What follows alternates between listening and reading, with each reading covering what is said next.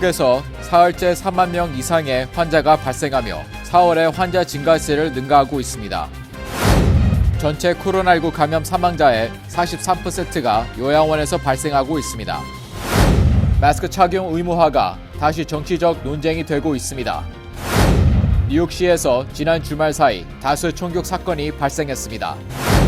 뉴저지주 2,500개의 국립학교가 올 가을부터 문을 열게 됩니다. 코로나19 중증 환자의 치료 기간을 단축하는 것으로 알려진 치료제 렘데시비르의 가격이 공개됐습니다. 캘리포니아에서 일가족 28명이 코로나19에 집단 감염된 비극이 발생했습니다. 미시시피주의 주 깃발에서 남부연합기의 문양이 사라집니다.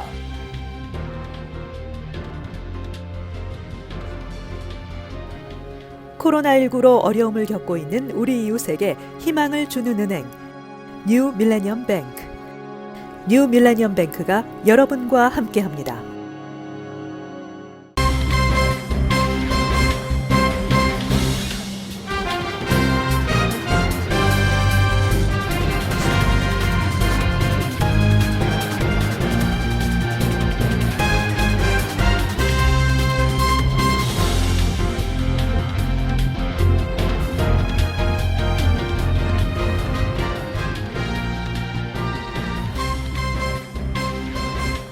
시청자 여러분 안녕하십니까? KBTV 뉴스9 이창원입니다. 안녕하십니까? KBTV 뉴스9 전상입니다. 첫 번째 소식입니다.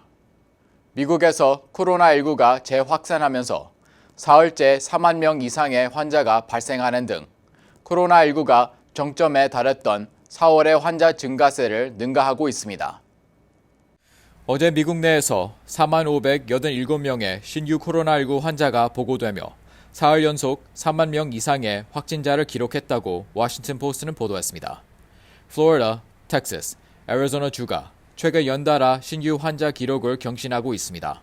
애리조나 주에서는 3,857명, 조지아주에서는 2,225명의 신규 환자가 나오면서 새로운 최고 기록을 세웠습니다. 워싱턴 포스트는 미국에서 신규 환자의 기록적인 급증은 코로나 바이러스를 통제하려는 역사적 실패를 보여주는 명료한 신호라고 평가했습니다. 게빈 뉴섬 캘리포니아 주지사는 어제 환자 증가를 이유로 LA 카운티를 포함해 프레스노, 임페리얼 등 7개 카운티의 술집 문을 닫도록 행정명령을 내렸고 콘스트라 코스타, 사크라멘토, 샌베르디노 카운티 등 8개 카운티의 술집 영업 중단을 권고했습니다. 이에 앞서 26일에는 텍사스주가 주 저녁에 술집을 문 닫게 했고 플로리다주는 술집에서 술 마시는 것을 금지한 바 있습니다. 플로리다주 바워드 카운티 내 해변 도시 시장들은 기자회견을 열고 독립 기념일을 전후한 7월 3일에서 5일 해변을 폐쇄한다고 발표했습니다. 플로리다, 텍사스, 애리조나 주에서는 코로나19 검사소로 사람들이 몰리며 차 안에서 혹은 줄을 선 채 몇 시간씩 기다려야 하는 상황이 벌어지고 있다고 워싱턴 포스트는 전했습니다. 전체 코로나19 감염 사망자의 43%가 장, 단기 요양원에서 생활하는 노인들인 것으로 드러났습니다. 오늘 뉴욕타임스 보도에 따르면 코로나19 팬데믹 이후 전국 12,000여 곳의 장, 단기 요양시설 거주자와 직원 등 28만 2천여 명이 코로나19에 감염됐으며 이 중 5만 4천여 명이 사망했습니다. 미국 전체 코로나19 사망자의 43%를 차지하고 있는 것입니다. 뉴욕타임스에 따르면 뉴욕주에서는 509개 요양원에서 7,111명이 감염됐으며 전체 감염자의 90%인 6,432명이 사망했습니다. 이는 뉴욕주 전체 사망자의 21%를 차지하는 숫자입니다. 뉴욕시 맨하탄에 있는 이사벨라 요양원에서는 100여 명이 숨져 뉴욕주 최다를 기록했습니다. 그러나 이 요양원은 가족들에게 노인들의 감염 사실을 숨기고 있다가 사망하기 직전에야 통보한 사실이 알려져 충격을 주고 있습니다.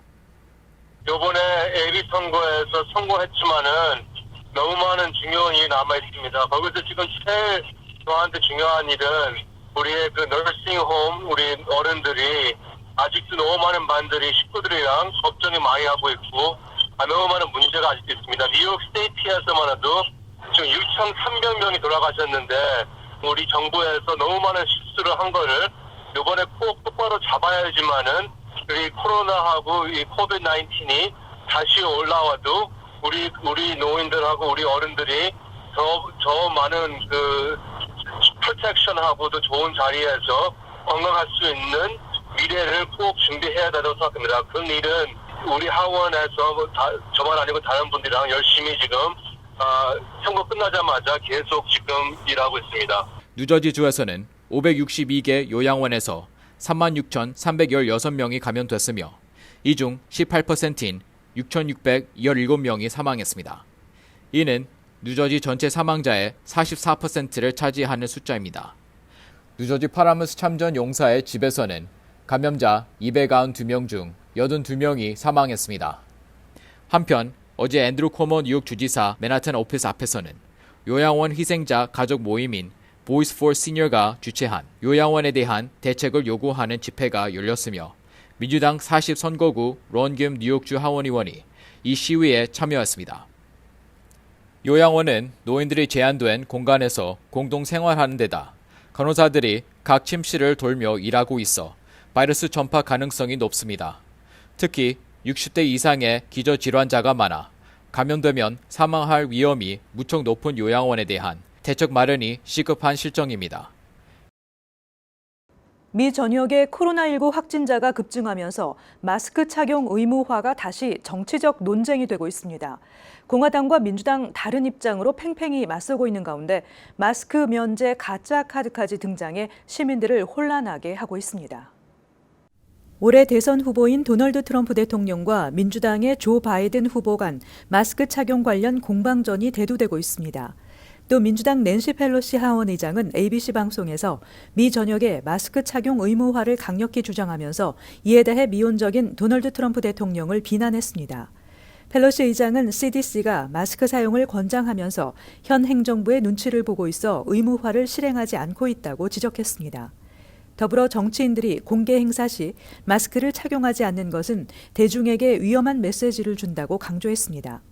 반면 펜스 부통령은 CBS 방송에서 마스크 의무화에 대해 연방주의 원칙상 각 주의 자율적인 행정명령에 따라야 한다고 밝혔습니다. 한편 각 주의 자율적인 마스크 착용 의무화가 시행되고 있는 가운데 연방 정부 기관을 사칭한 가짜 마스크 면제 카드가 유포돼 연방 법무부와 검찰이 대응에 나섰습니다. 가짜 마스크 면제 카드는 숨쉴 자유를 주장하는 단체가 저는 마스크 착용 면제 대상입니다라는 문구가 쓰인 카드를 소셜미디어를 통해 홍보하고 있습니다. 현재 뉴욕주는 마스크 착용 캠페인을 벌이고 있습니다. I urge everyone to do. Please wear your masks. Please social distance. Safety and life is what this is about. It's about saving lives and making the world better for everyone. So remember, wear your mask. and social distance. 실제로 마스크 착용에 따른 코로나19 전파 가능성은 코로나19 감염자가 마스크를 착용하지 않고 사람과 대화하거나 같은 공간에 있을 경우 마스크 미착용자는 100% 감염률을 보였습니다. 건강한 사람이 마스크를 착용하더라도 감염률은 70%이며 마스크를 감염자, 건강한 사람 2명 다 착용했다 할지라도 감염률은 1.5%를 보였습니다. 관계자들은 마스크를 착용하더라도 입과 코를 가리지 않고 내려서 착용할 시 이는 미착용이나 동일한 효과라며 공공장소에서는 마스크를 제대로 사용할 것을 권고하고 있습니다. 또한 마스크를 착용했다 하더라도 손이나 물리적 접촉을 통해 전파될 수 있고 오염된 부분 자체가 손을 통해 다시 전파될 수 있기 때문에 마스크를 매일 바꿔주고 착용 시에도 손을 깨끗이 씻을 것을 권고했습니다. 뉴욕시에서 지난 주말 사이 다수의 총격 사건이 발생하는 등 최근 몇 주 동안 총격 사건이 급증하고 있습니다. 뉴욕시경에 따르면 지난 일주일 동안 뉴욕시에서 최소 58건의 총격 사건이 발생한 것으로 집계됐습니다. 지난 주말 사이에는 뉴욕시 전역에서 불과 24시간 내에 18명이 총격 사건으로 부상을 입거나 사망했습니다. 지난 토요일 오후 브루클린 리보니아 애비뉴에서 남성 1명과 여성 1명이 총격 사건으로 각각 사망했습니다. 브루클린 드위트 애비뉴 하우스 파티에서도 총격이 벌어져 여성 2명과 남성 1명이 총에 맞았으며 브루클린 카나르시에서는 20대 남성 2명이 운전 중 총격으로 부상당했습니다. 맨하탄 센트럴 파크에서는 20세 남성이 다리에 총을 맞았으며 맨하탄 62스트리트과 암스테르담 애비뉴에 있는 한 건물에서도 26세의 한 남성이 총에 맞아 숨지는 사건이 발생했습니다. 또 지난 26일 밤 브롱스 이스트 167스트리트에서는 한 20세 피해자가 머리에 총격을 당했으며 중태인 것으로 알려졌습니다. 더머 쉐이 NYPD 국장에 따르면 5월 한 달 동안 뉴욕시에서 100건 이상의 총격 사건이 발생했으며 올해 총격으로 살해된 사람은 지난해에 비해 42%나 증가했습니다. 빌 드블라지오 뉴욕시장은 앞서 NYPD 예산 중 10억 달러를 청소년 프로그램과 교육 프로그램으로 전환하겠다고 밝힌 바 있는 가운데 이러한 총격 사건 급증 현상이 NYPD 예산 삭감 등 경찰 개혁에 대한 강한 요구와 연관성이 있는지 주목되고 있습니다. 뉴저지주 2,500개 공립학교가 올 가을부터 문을 열게 됩니다. 가을학기 공립학교 수업은 코로나19 집단 감염을 우려해 사회적 거리 두기 등 엄격한 안전조치 속에서 수업이 진행될 예정입니다. 이상경 기자가 전해드립니다. 코로나 사태로 인해 올해 3월부터 문을 닫았던 뉴저지주 공립학교가 이번 가을 학기부터 교육국의 안전지침에 따라 대면 수업을 재개합니다. 뉴저지주 교육국 안전지침에 따르면 모든 교사와 학생의 마스크 착용 의무화와 학교 방문객 또한 마스크 착용을 강하게 권고하고 있습니다. 또 교실이 좁아 사회적 거리인 6피트가 유지 안 될 경우 침방울 차단을 위한 가림막을 설치하도록 명시돼 있습니다. 각 학교는 로컬 정부와 협력해 코로나19 확산을 추적하기 위한 계획도 세워야 합니다. 공립학교들은 그동안 온라인 원격 수업으로 인한 예체능 수업 진행에 한계성이 제기됐기에 단체 연동 시 교육 안전 지침에 관한 각 학군의 세부 교육 계획도 필요합니다. 수업 후 체육관 방역 등도 철저히 지켜야 합니다. 주전형 뉴저지주 577개 학군은 주정부의 지침에 따라 개교에 따른 세부 운영 계획을 마련하게 됩니다. 전문가들은 3월 이후 온라인으로 100% 수업을 전환한 데 이어 모든 학교가 환경적으로 사회적 거리를 두기에 물리적으로 지킬 수 있는 환경이 아니기 때문에 이번 가을 학기 개강으로 인해 한국의 교실 대면 수업과 원격 수업을 병행하는 방식이 개발 도입될 것이라고 전망하고 있습니다. 뉴저지 교육국은 코로나19 감염 여부 확인을 위한 증상 검진 방법을 마련하고 만약 증상이 있을 시 격리해야 한다고 밝히고 있습니다. 뉴저지 가을 등교 수업도 한국의 성공적인 재개교 사례를 벤치마킹해 안전한 교육 현실이 실현되기를 희망해 봅니다. KBTV 뉴스 이상경입니다. 코로나19 중증 환자의 치유 소요 시간을 단축할 수 있는 것으로 알려진 치료제 렘데시비르의 가격이 공개됐습니다. 이상경 기자가 전해드립니다. 제약사 길리어드 사이언스는 미국에서 정부의 의료 프로그램을 지원받는 환자의 경우 정상 치료 코스의 2,340달러를 받을 방침이라고 밝혔습니다. 정상 치료 코스는 하루 한 병씩 사용해 엿새 동안 이어지며 한 병 가격은 약 390달러입니다. 메디케어 등 정부 프로그램이 아닌 개인 보험을 든 환자의 경우 6일 진행 코스로 3,120달러가 책정됐습니다. 이와 함께 제약사는 127개 빈곤 중간 소득 국가들을 위해 복제약 생산을 허용했습니다. 복제약은 인도와 파키스탄 두 나라에서 만들어져 한 치료 코스당 약 600달러로 판매될 예정입니다. 렘데시비르는 미 정부가 주도한 연구에서 코로나 감염 발병 후 평균 15일 정도인 환자의 치유 소요 기간을 평균 11일로 단축했습니다. 한편 영국에서 최근 저렴한 염증 치료 스테로이드 텍사메타손이 중증 환자의 생존율을 크게 개선한다는 연구 결과가 발표된 바 있습니다. KBTV 뉴스 이상경입니다.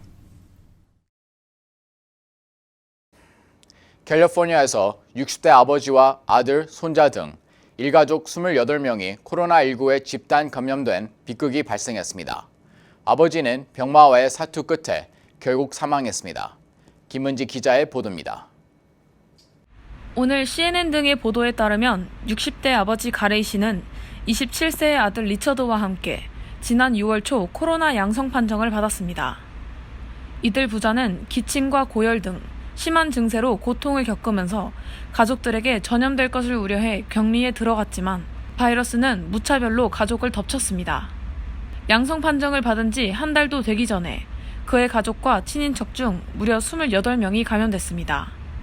리처드의 2살 배기를 포함한 자녀 3명, 형제 2명, 형제의 임신한 부인 등도 감염됐습니다. 지난 20일에는 병원에서 산소호흡기 치료를 받던 아버지가 희귀성 빈혈까지 겹치면서 끝내 숨을 거뒀습니다. 아들 리처드는 다른 병원에 입원한 탓에 아버지의 임종조차 지키지 못했으며 장례식도 치르지 못하고 있다고 전했습니다. 보건당국은 이들 가족들이 무더기로 감염된 경로를 찾지 못하고 있습니다. 가족들끼리 파티를 하거나 모임을 갖지 않았기 때문입니다. 다만 무증상인 최초 감염자가 가족과 접촉하면서 여러 명에게 옮겼을 것으로 추측하고 있습니다. KBTV 뉴스 김은지입니다. 미시시피주의 주 깃발에서 백인 우월주의 상징으로 비판을 받아온 남부연합기의 문양이 사라집니다. 또 1930년대부터 할리우드 영화계를 주름잡았던 서부극의 전설 존 웨인의 동상도 없어집니다. 오늘 CBS 방송 등에 따르면 미시시피주 하원은 주 깃발에서 남부연합기 문양을 제거하는 법안을 표결에 붙여 찬성 91표, 반대 23표로 가결했습니다.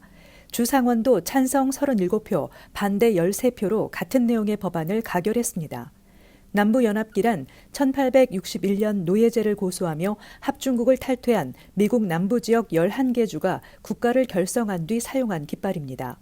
미시시피주의 경우 남북전쟁 후인 1894년 주의회에 백인 우월주의자들이 남부연합기 문양이 들어간 깃발을 사용하도록 입법화했습니다. 주 깃발에 아직 남부연합기 문양이 남아있는 곳은 미시시피가 유일합니다. 한편 캘리포니아주 오렌지 카운티 소속 민주당원들은 카운티 내에 남아있는 존 웨인의 흔적을 지우는 운동에 착수했습니다. 어제 LA타임즈 보도에 따르면 오렌지 카운티 민주당은 존 웨인의 과거 인종차별 발언을 비난하는 결의문을 채택하고 카운티의 존 웨인 공항을 오렌지 카운티 공항으로 바꾸는 한편 공항 내 존 웨인 동상을 철거할 것을 시장에게 요구했습니다. 존 웨인은 영화계에서 은퇴한 뒤 오렌지 카운티의 뉴포트 비치에서 거주했으며 1979년 이곳에서 숨을 거뒀습니다. 존 웨인은 생전 인종차별성 발언을 자주 해 논란의 도마에 올랐습니다. 그는 특히 1971년 플레이보이지와의 인터뷰에서 흑인들이 책임감을 갖는 수준에 도달할 때까지 백인 우월주의가 필요하다며 과거 백인들이 흑인을 노예로 부렸다는 것에 대해 죄책감을 느끼지 않는다고 주장해 비난을 받기도 했습니다.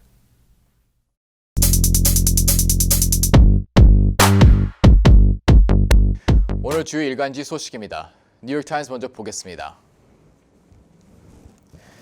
Houston surge fills hospitals with the young. Race to find bed space before the peak hits. 최근에 몇몇 주의 젊은 사람들로 인해 코로나 바이러스 확산이 증가하면서 병원의 입원 환자 수와 사망자 수가 더 많아졌다는 뉴스가 있었습니다. 이 기사는 휴스턴에 대한 소식입니다. Measures to cope with the surge and to plan for its peak were evident over the weekend at Methodist, which called nurses to work extra shifts, brought new laboratory instruments online to test thousands more samples a day, and placed extra hospital beds in an empty unit about to be reopened as patients filled new coronavirus wards. 휴스턴에 있는 감리교 병원에서는 새로운 코로나 바이러스 환자들을 위해 지난 주말 간호사를 추가로 교대 근무시켰고 하루 수천 개의 샘플을 더 검사하기 위해 새로운 검사 장비를 갖추고 추가 병상을 배치한 바 있습니다. 자세한 내용은 8페이지에 있습니다. Tritico Saranathan, a charged nurse in one of Methodist virus wards, said she had noticed that patients were younger than those first hit by the coronavirus several months ago. We're seeing a lot of people in their 30s. They're out there partying and not wearing their masks, she said. As soon as the city opened up, they were very eager to go to bars, to clubs, to the restaurants, just to hang out in groups. And no one was social distancing or wearing a mask. 이 병원의 바이러스 병동 담당 간호사 트리티코 사라나타는 새로운 바이러스 확진자들이 몇 달 전에 비해 젊은 층이 많은 것으로 나타났다고 말했습니다. 30대들이 많았는데 이는 재개방과 함께 그들이 술집, 클럽, 식당들을 다니면서 사후적 거리두기와 마스크를 쓰고 있지 않기 때문이라고 합니다. 다음 기사 보겠습니다. Cash discovery tipped off spies about bounties. Warnings in early 2020. Russian plot is suspected in at least one U.S. military death. United States intelligence officers and special operations forces in Afghanistan alerted their superiors as early as January to a suspected Russian plot to pay bounties to the Taliban to kill American troops in Afghanistan. According to officials briefed on the matter, they believed at least one U.S. troop death was the result of the bounties, two of the officials said. 미국의 정보 요원들과 아프가니스탄의 특수작전부대는 지난 1월 아프가니스탄의 미군 병사들을 살해하기 위해 탈리반에게 현상금을 지불하는 러시아의 음모를 고위 관리에게 보고했다고 합니다. 현상금을 내건 결과 적어도 한 명의 미군이 사망한 것으로 보인다고 관리들이 말했습니다. The crucial information that led the spies and commandos to focus on the bounties included the recovery of a large amount of American cash from a raid on a Taliban outpost that prompted suspicions. Interrogations of captured militants and criminals played a central role in making the intelligence community confident in its assessment that the Russians had offered and paid bounties in 2019, another official had said. 현상금에 대한 결정적인 정보는 탈레반 전투 기지에 대한 급수고로 거액의 달러를 발견한 것으로 나타났습니다. 2019년 러시아인들이 현상금을 내걸고 펼친 음모에 대한 확신은 프로로 잡힌 무장단체와 범죄자에 대한 신문이 핵심적인 역할을 했다고 합니다. 현재 이 첩보 보고서에 대해 트럼프 행정부가 통보받았는지의 여부를 놓고 여러 가지 진술이 나오고 있습니다. 이제 뉴욕포스트를 보겠습니다. City out of control. Cops can't catch a break amid a terrifying surge in gunplay citywide, including 11 people wounded in less than 12 hours over the weekend. Police responded to a report of shots fired in Harlem, only to be met with a barrage of hurled bottles.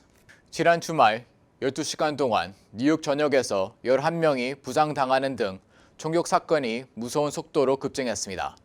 경찰은 할렘에서 벌어진 총격 사건 현장에 출동했지만 도착하자마자 시민들이 투척한 병에 맞았습니다. 자세한 내용은 4페이지에 있습니다. Bottle barrage pelts police. Chief blames bail law.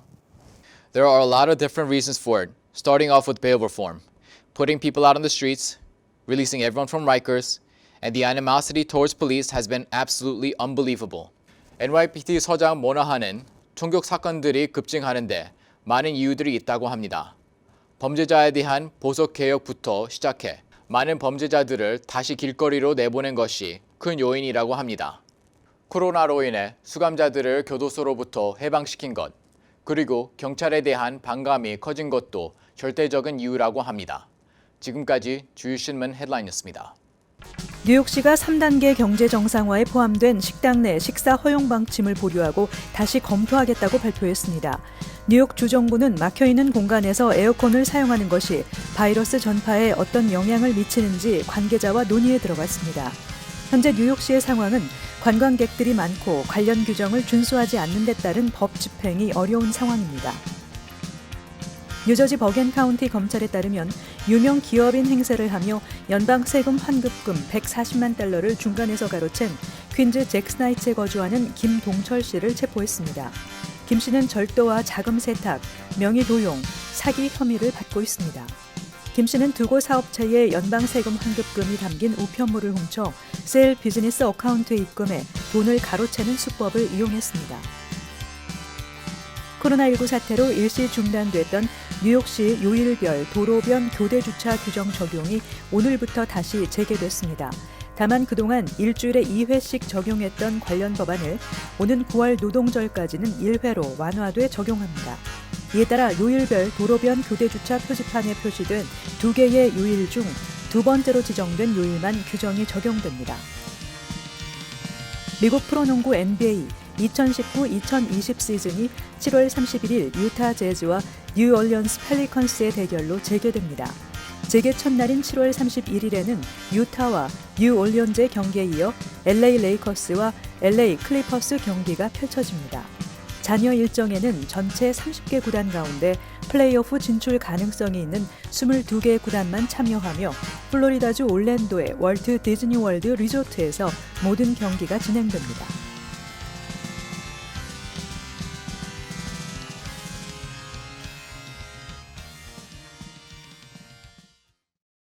잠시 후 커뮤니티 브리핑을 전해드립니다.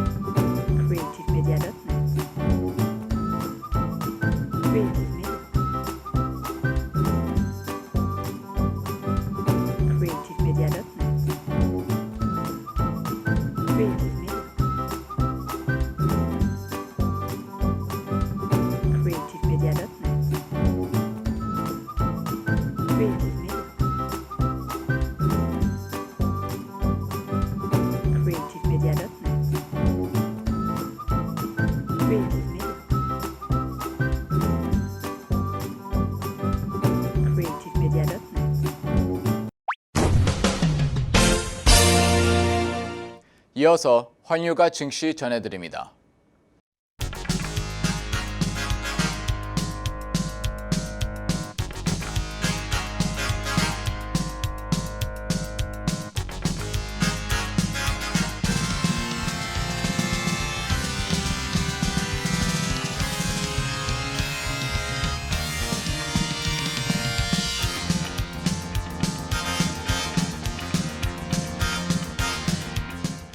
잠시 후 뉴욕과 뉴저지 날씨 전해드립니다.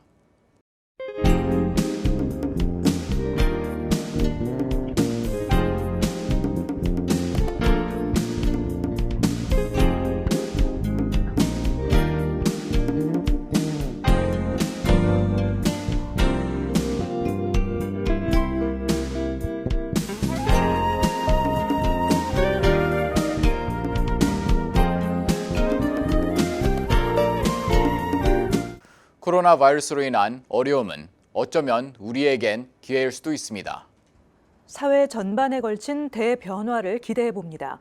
오늘도 KBTV 뉴스9을 시청해 주신 여러분 고맙습니다. 편안한 밤 되시기 바랍니다. 코로나19로 어려움을 겪고 있는 우리 이웃에게 희망을 주는 은행, 뉴 밀레니엄 뱅크. 뉴 밀레니엄 뱅크가 여러분과 함께합니다.